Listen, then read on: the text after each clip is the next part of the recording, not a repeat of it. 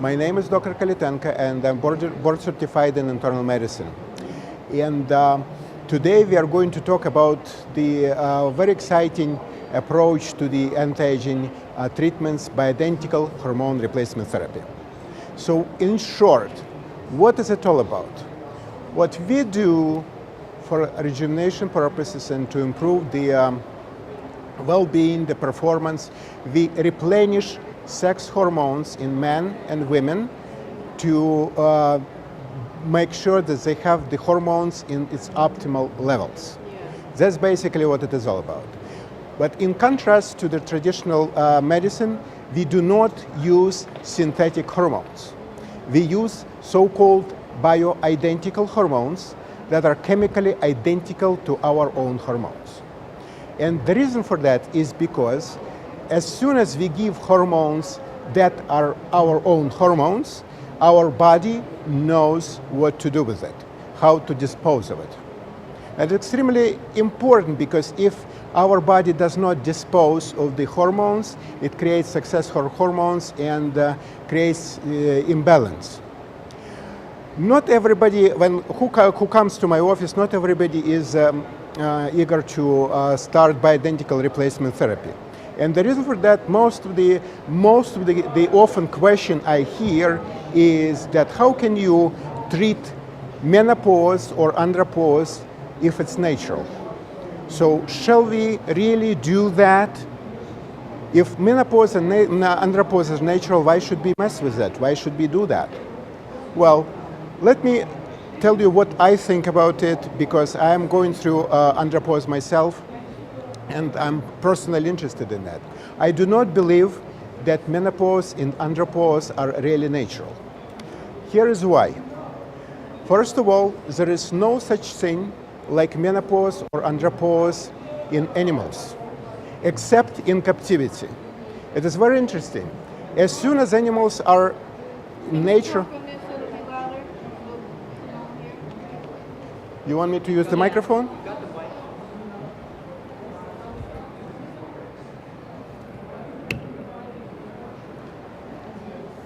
Can you hear me now? Can you hear me now? Yes. Okay, so I need to not stand there, but behind there. Okay, so in animal kingdoms there is no such thing like menopause, and no such thing like andropause. But the interesting thing about is that animals do have menopause and andropause as if they're in captivity. So basically what it means, if they are in natural and they are in wild nature, they do not have at least documented menopause or andropause. But as soon as they are captured, they start developing andropause and menopause. That's one thing. The other thing is that when a woman is born, she has about 1 million eggs. And while her reproductive years, she uses only about 300 to 400. So the question is, why would Mother Nature is so stupid to put 1 million eggs if a woman is going to use only 300 to 400? Doesn't make any sense, unless Mother Nature wants women to be to be reproductive, to produce children many years, not like the 51 or something like that. And if you know that the first men and women on earth was Adam and Eve. According to Bible, Adam lived about 630 years. And Eve, the Bible doesn't say exactly how many years she lived, but it was about 400 years. So if you put that together, it sounds more reasonable. If a woman would live about 400 years, she would probably use a lot more her eggs than she is using right now. Think about it this way. In the United States, the average age of menopause is about 51 years. At age 51, they usually start developing menopausal symptoms. In India, it's about 44. Why would so much difference? If it's genetic, if it's natural, why would it differ from country to country? So it doesn't make any sense. So should be the reason why men and women have their sex hormones declining? Well, let's talk about Bible again. As you know, Adam and Eve, they were in paradise in the beginning, right? So, but as soon as they realized they're men and women and they fell in love with each other, they were expelled from paradise. And they started working and their life has changed. So I was asking myself, why would God do such a thing? You know, why would God punish them for such a nice, probably one of the best gifts we have for love? Doesn't make any sense. So the explanation of the legend is very simple. What actually happened was, when there was not that many men and women on earth, there was enough food. Okay, and they didn't have to, just look for food. They just were hunters gatherers, and it was very interesting. They think that when men and women were hunters gatherers, they worked only 3 hours a day. That's how we were supposed to design to work. And how many hours do we work now? 8, 10, 12. Okay, so life was totally different. So as soon as there were more women and men on earth, there was not enough food. So they had to start doing agriculture. And as soon as they started doing agriculture, they had wheat and milk and et cetera, so they started doing bread. So the ways they were eating, it was changed dramatically. It was totally different. So one of the explanations why people started having menopause and andropause is because of that. As soon as their digestive system was not working as it was designed because of the different food, then where the problem started.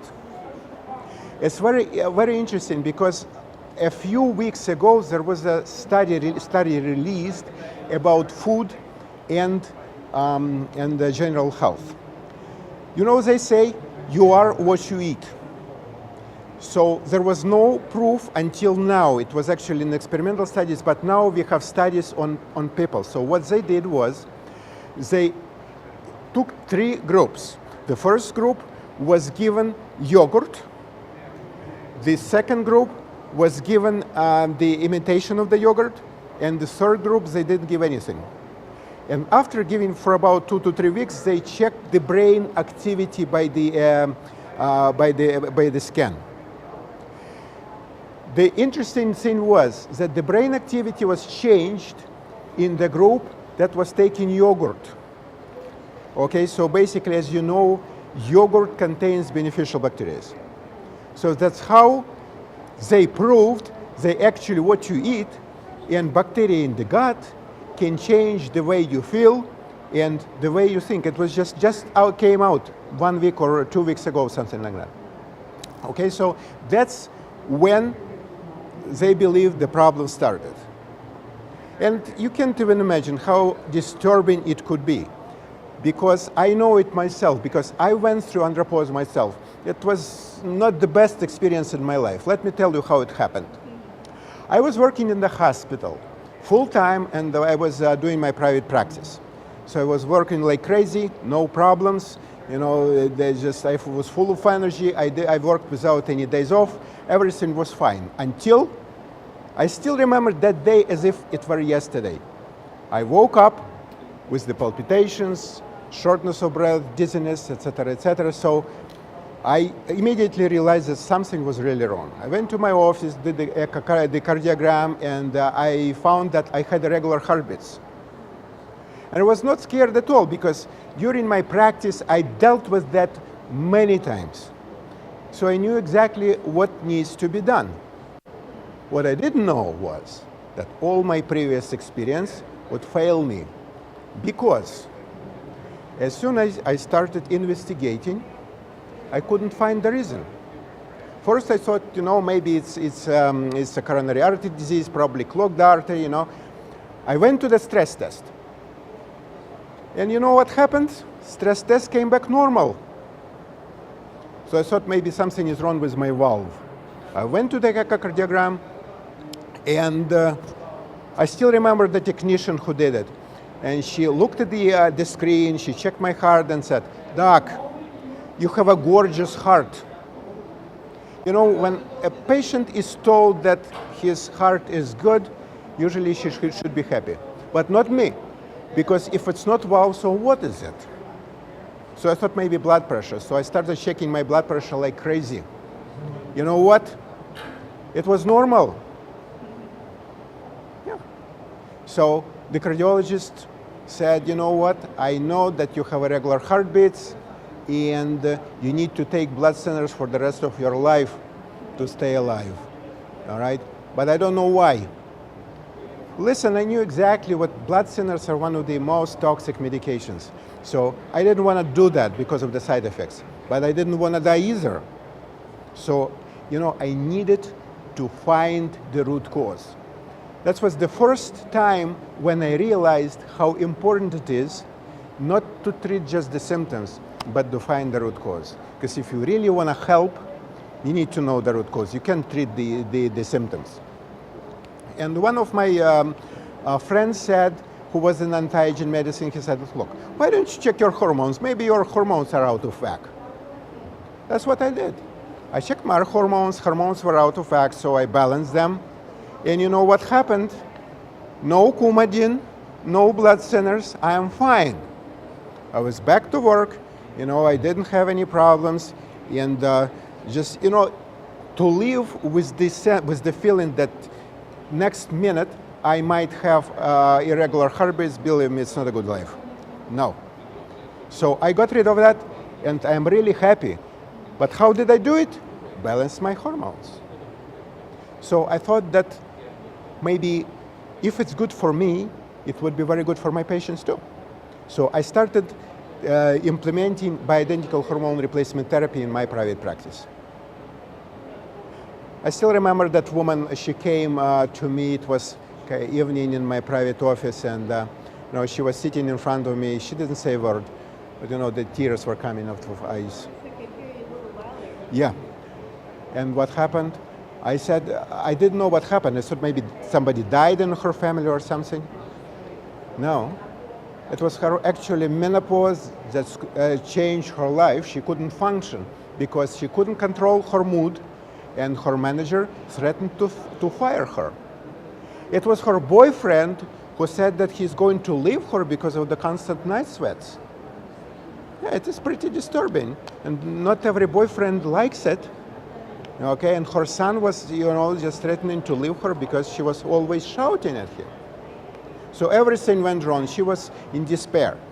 So she was going from doctor to doctor, and she was told that she's getting so-called normal process menopause, and was advised to take sleeping pills and anti-anxiety drugs. She didn't want to take drugs.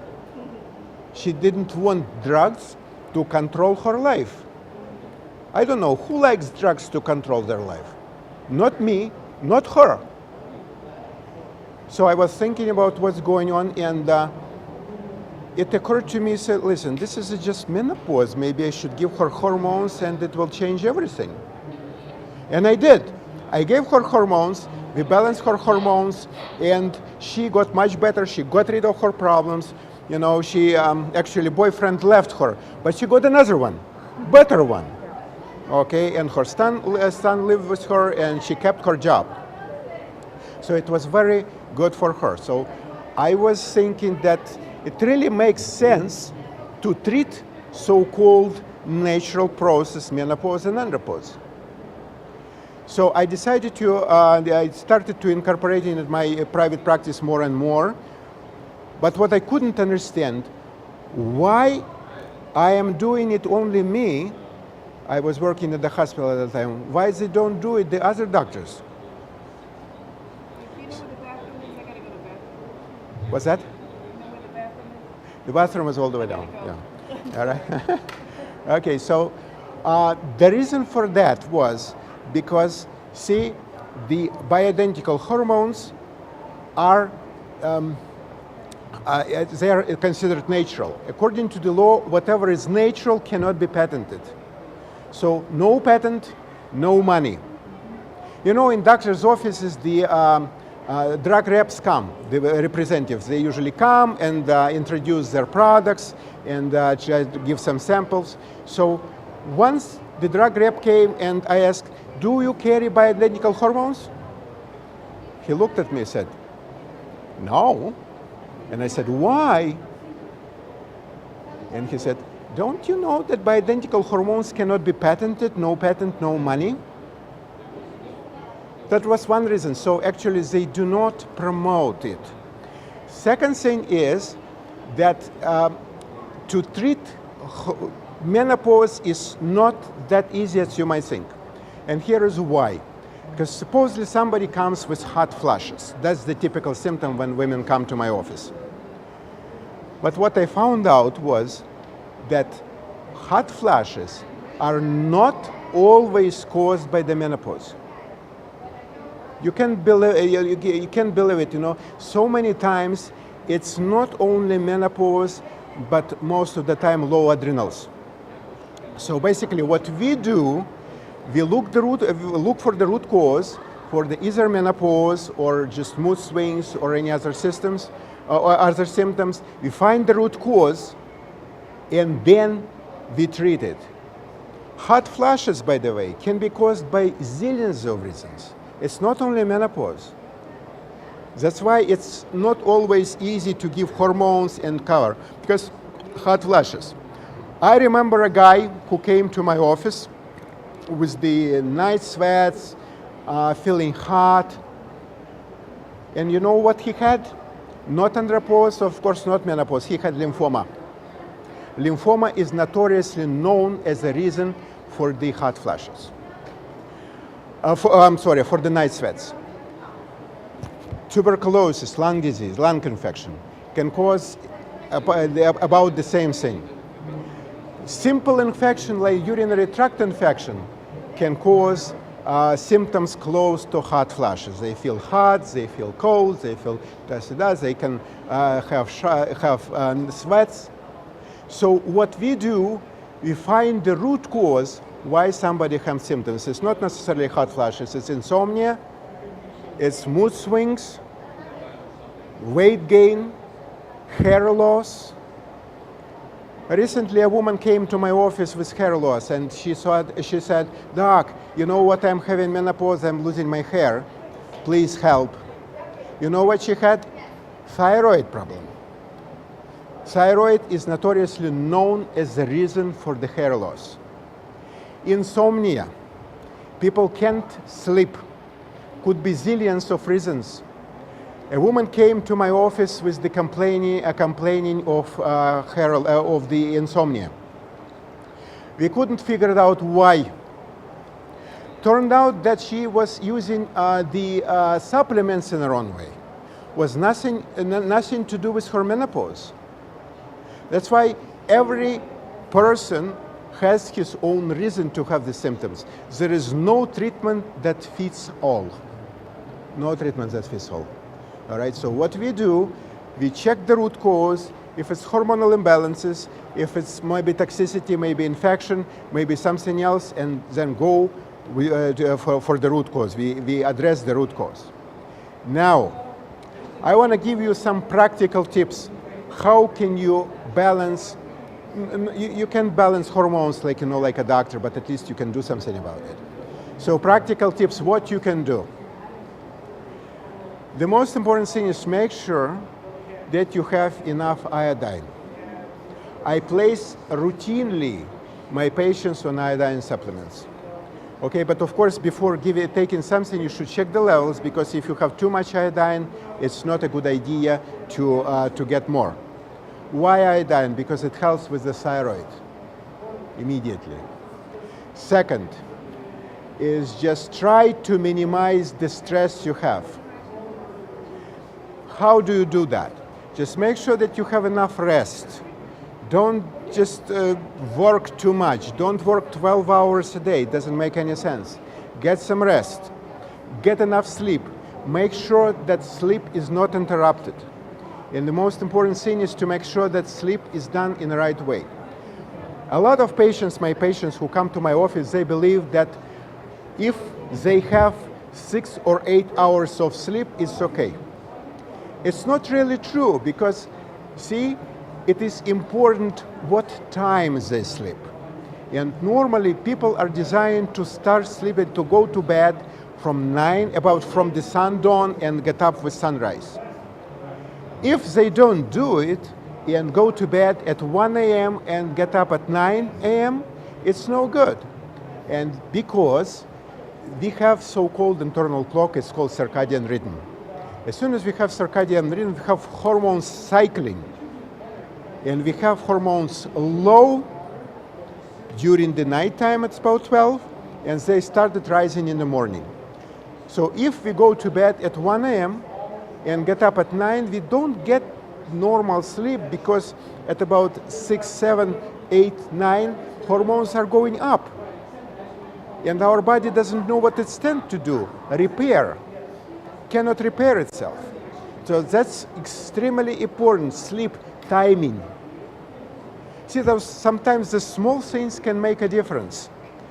Ideal time to go to bed is about 9, 10, and get up about 5, 6, 7, something like that. Get rid of excessive light, noise, don't eat before going to bed, just try not to see exciting movies, just try to relax and get normal sleep. Second. Third, food. You remember, you are what you eat. I'm not giving any medical advice to anybody here, but I do put my patients almost routinely on gluten-free diet. Why? Excuse me? Gluten-free diet, yes. Why is that? Because when men were created, there was no agriculture. And I believe, that's my opinion, that no way we are designed to digest gluten. That's one thing. Another thing is that actually the bread, what they ate before in the Stone Age, was different from bread what we eat now. They did a study in Italy. They compared the bread which was done in the villages in southern Italy to the bread they make in the big city. Was a huge difference. You know why? Because of the strain of the yeast they use. The yeast from Italy, from villages, they were digesting gluten, and basically when the men just started eating bread, there was not that much gluten at that time, so it was not that damaging as now. And remember that normal dough is supposed to, the process takes about 18, 20, 22 hours. Here, it's about 4 to 6 hours. So in 4 to 6 hours to achieve that fast process, they put too much yeast, and obviously that yeast cannot digest gluten. So it's extremely important. Food. Give yourself a break. You know, just don't overtax your digestive system. What I do personally, for me, I eat small portions and prefer mostly natural food, like maybe nuts, apples, oranges, a little bit of fish, a little bit of meat. There is one problem with that. In order to get enough nutrients, you need to have healthy digestive system. Why? Because if you don't have the healthy digestive system, doesn't matter what kind of supplements you take. It doesn't matter what food you eat. It's not going to be absorbed, it's not going to be digested. So the one thing that is extremely important, to have healthy digestive system. And what I do in most of my patients, I check digestive system. We use the best labs in the United States for that, and we check if there is enough digestive enzymes, if there are enough good bacteria, enough the beneficial bacteria to check the ratio and see how it works. Because in real life, what happens when we start checking You know, it's sometimes it's very difficult even to explain the patients that they don't have beneficial bacteria because of the antibiotic use. They have multiple bad stuff. They have yeast in the gut. Yeast is horrible. You know what yeast is? When yeast is there, it causes the brain fog, it causes fatigue, people don't sleep, don't work. And get rid of yeast is very difficult. Some people think that garlic is good enough. No, it's not. Everything is good when you read the article on the internet or in the book. In real life, to get rid of bad stuff is very difficult. You know, so that's what we do. We fix that by giving prescriptional strength probiotics. I give probiotic twice a day, and every dose has 900 billion units. And the regular over-the-counter has about 80, 90 billions.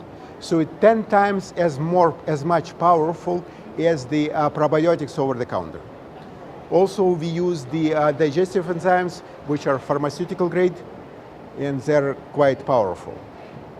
We also, in order to fix that, of course, if somebody has yeast, it cannot be that easy to get rid of. So most of the time, we need to give antibiotics to fix that.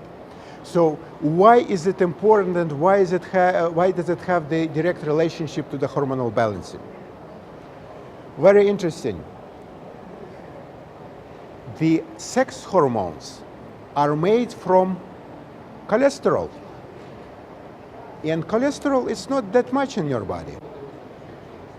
And the stress hormone, cortisol, is made from the same precursor, cholesterol. So what happens if somebody has stress? Our body decides what to do. Either to use cholesterol for the stress hormone, cortisol, to maintain life, to make sure that everything is okay with the stress, or to use it for the sex hormones. And obviously, Mother Nature opts for the saving life, for the cortisol. It's called cortisol steal. So what does it mean? If somebody is under stress, he needs more cortisol, so he cannot produce enough sex hormones. Or somebody is taking cholesterol-lowering drugs, like Lipitor. You have heard about Lipitor, right? Lipitor. I had a patient of mine who came with complaining with sexual problems, you know, low sex drive, etc., etc. And I noticed that his cholesterol was below 200. So I asked him, why it's so low? And he said that because I have an issue with the cholesterol, and I want to bring it as much as possible all the way down. So I said, if you bring down your cholesterol, there is no way you can produce testosterone. And advised him to ease a little bit on the cholesterol-lowering drug. What he did was opposite. He actually increased the dose of the statin instead of lowering. You know what happened? His sex drive went all the way down. He called me later and said that, you know what, I'm doing that well, and he repeated the blood test and figured out that as soon as his cholesterol went down, his testosterone plunged all the way down. That's what happened. So what can we what is the conclusion? What is the what we need to learn from this? Is stay away from stress. Just check it out. There are a lot of things you can do. Think, do you need to watch night show? Do you really need it? Do you need check your emails every 3 minutes? Do you need become excited if you're in a traffic jam? Maybe not. Maybe you don't need to argue too much. Maybe you need to more to relax and save yourself, save your body. So my suggestion to my patients is to stay away from stress. That is number one, because stress is a killer. Do you know why Americans they don't live that much as Japanese? Because Americans rather receive a lot of stress. Stress is a killer. So what you can do is everyday life. Bring stress level down. So to summarize, what you can do at home to balance your hormones. First, sleep, number one. Enough hours, proper timing. What happens if a person works nights? Excuse me? What happens if a person works nights? It's a very interesting question. There is no recommendations. I cannot give any recommendation in terms of that. But there was a study made in Israel. They checked the level of the breast cancer in the cities. They check the level. Yeah, the incidence of the breast cancer. Oh, the breast cancer. Yeah, breast cancer in the cities, and compared the light, how much light they have at night. And guess where was the incidence of breast cancer higher? In the cities where there was not that much light, or in the cities that had a lot of light? The cities that had a lot of light at night. What does it mean? It means that as soon as people don't sleep well, there is a problem. Because while we sleep, we repair ourselves. You know, we can't do it another time, and it's tied to the time. Yes. I had terrible sleep last summer. Mm-hmm. It was like I was hearing sounds in my apartment. All sorts of wacky things were happening in my apartment. I started to develop palpitations in my heart. You know, it was. I tell you, sleep is the most important thing, I think, almost of anything. I was a big vitamin taker and all sorts of nutrients. Mm-hmm. Nothing was helping at all because I feel that the lack of sleep really threw my entire body up. I don't know how that. Yeah. So what you're saying that when you didn't sleep good, it was not the best part of your life, and you believe that sleeping well is paramount. Is very. I agree with you 100%. And let me tell you that to figure out why people don't sleep good, it's a big challenge. So what we do for that, we check the neurotransmitters levels in order to figure out why the person doesn't sleep. And could be zillions of reasons. Toxicity. I had a patient of mine who couldn't sleep. Her mercury level, his mercury burden was sky high.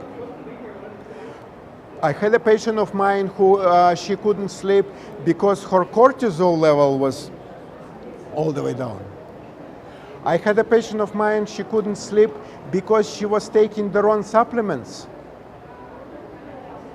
It does happen. You know what she was taking? Melatonin. She overdosed her with melatonin.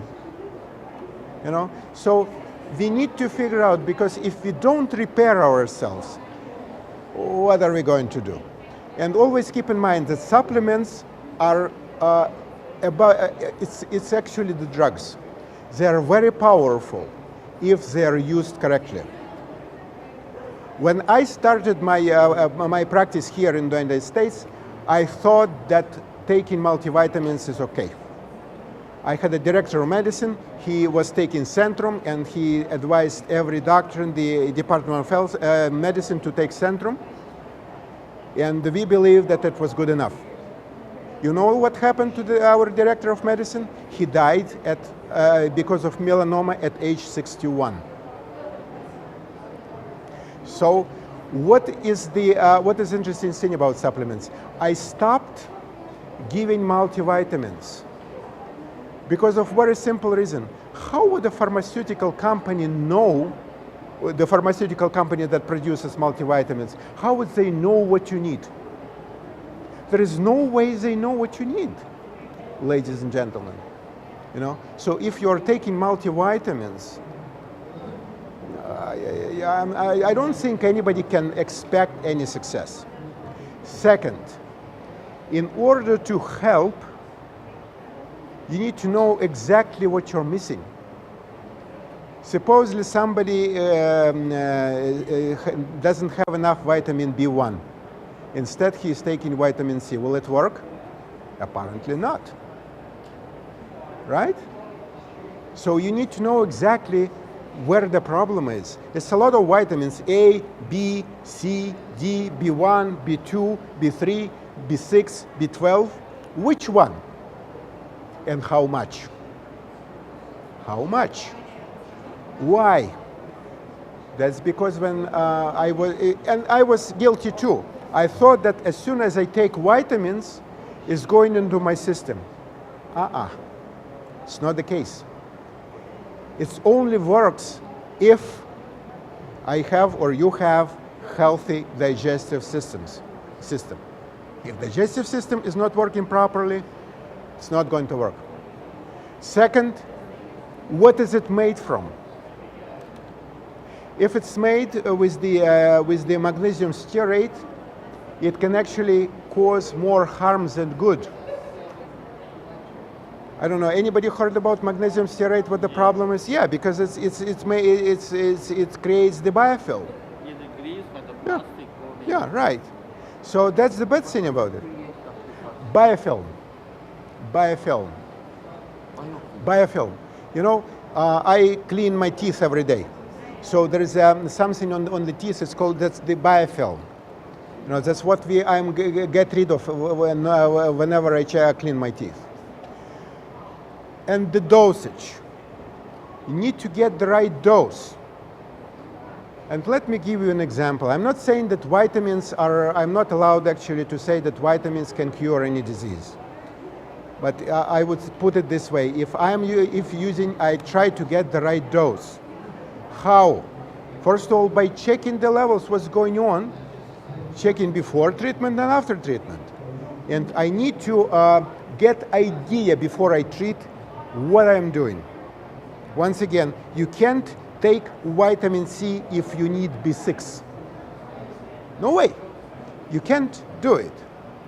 So, to summarize, sleep, number one. Iodine, stress reduction, and food. That's all. Any questions? What happened to melanoma? He died because of the melanoma at age 61. So is there a relationship with multivitamins? No, it's not, but I'm just trying to tell you that multivitamins didn't work for him. What's that? What was his question? What was the question? Well, the question was, what is the relationship between multivitamins and melanoma? There is a very interesting thing. As you know, that one of the most important vitamins for the cancer prevention is vitamin D. Vitamin D? Yes, vitamin D. Vitamin D.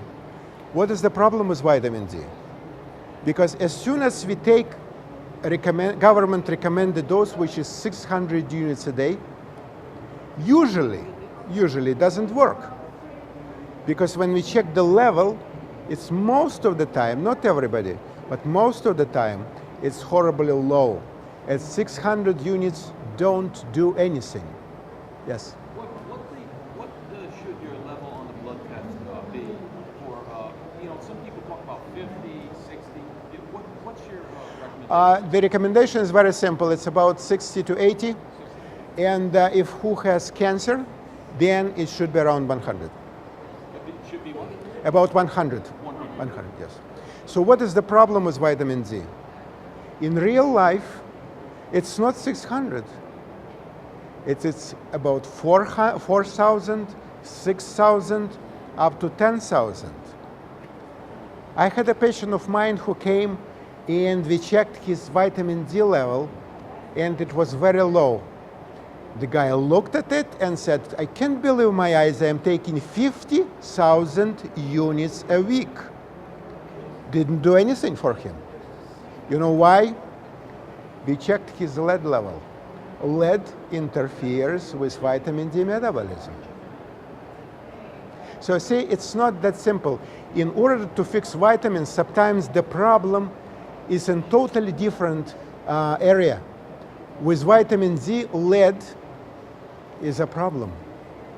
What I figured out from my practice, from my experience, is that we usually do not have problems, significant problems, with water-soluble vitamins like vitamin C, B, and no, B12, it's a problem because it needs injections. But we do have problems with the fat-soluble vitamins. They used to be considered a fat soluble. Fat-soluble is A, D, and E. Why? Why? D used to be considered a fat soluble. No, as per my knowledge, I don't know everything, I'm not God, but as per my knowledge, vitamin D is fat-soluble. Right, right. Okay. Okay, so fat-soluble is A, B, A, D, and E. E, right. Yeah. So we have trouble, and the reason for that is because in order to absorb them, you need digestive system, it's fat. Yeah. Water can be just absorbed easily, but fat needs to be hydrolyzed, it needs to be digested by the enzymes. That's where the problem starts. Anything else? Cyanocobalamin, vitamin B12 has cyano group. I know that's not recommended actually. Cyanide is, they believe that it's not a good part, but unfortunately in the United States we have this form. Even the doctor couldn't go to the doctor give injection of 50,000 units of cyanocobalamin. No, I know about that, but unfortunately I don't have any substitute. As soon as I have a substitute, I will change it. Yeah, hydroxyl or methyl. No, I don't have it in my possession, so I don't have an experience. I have to give cyanocobalamin, even though I know it's probably not the best. Cyano group is not.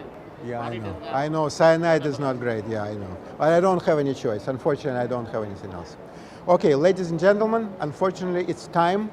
And thank you for coming. It was a pleasure. All right? And see you next time. Okay?